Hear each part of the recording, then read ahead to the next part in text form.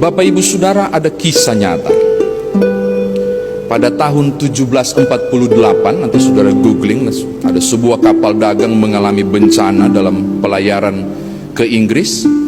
Badai mengamuk luar biasa, dan melihat kondisi kapal layar itu, harapan untuk selamat sudah pasti nggak ada.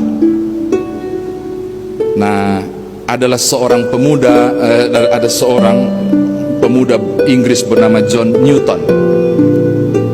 Di Google itu ada tuh, googling John Newton. Ia berada di kapal dan dia mengalami kondisi itu. Ia merasa seperti Yunus. Mengapa? Dia yakin kapal mau tenggelam ini karena dia. Karena di kondisi terancam jiwanya, flashback apa yang dia buat. Ia berbisnis perdagangan budak, mencari pemuda Afrika kulit hitam, menyiksa mereka dan menjualnya sebagai budak.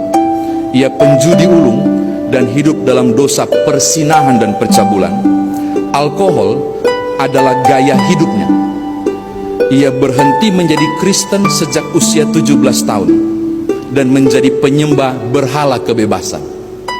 Jadi ketika sudah terombang-ambing luar biasa, itu flashback, itu yang dia rasa.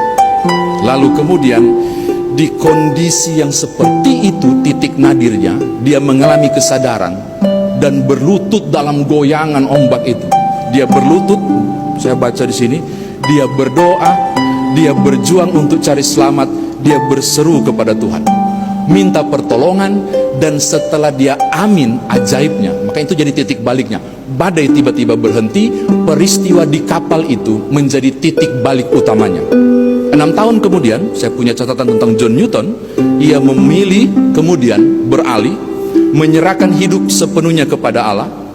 Kemudian ia menjadi seorang diaken. Lalu sambil melayani sebagai seorang diaken, dia menjadi masuk ke sekolah teologi. Lalu kemudian ia menjadi seorang pendeta. Perjumpaan dengan Tuhan di titik balik itu, dengan Tuhan itu menjadi titik balik utamanya. Dan dia mengekspresikan kisah hidupnya ketika berduka saat Tuhan menjauh, dengan menulis sebuah lagu yang ditulis tahun 779, pemandu lagu pasti tahu ini, dan menjadi sangat terkenal, yang diberi judul Amazing Grace atau Ajaib Benar Anugerah. Bahkan ini menarik, setelah Amazing Grace begitu populer, William Wilberforce, anak rohani dari John Newton, menjadi parlemen Inggris. Dan anak rohani inilah yang kemudian memperjuangkan di parlemen untuk menghentikan dan menghapus segala bentuk perbudakan di Inggris. Apa yang saya mau bilang? John Newton merasakan kehilangan Allah karena dosa itu duka yang amat besar.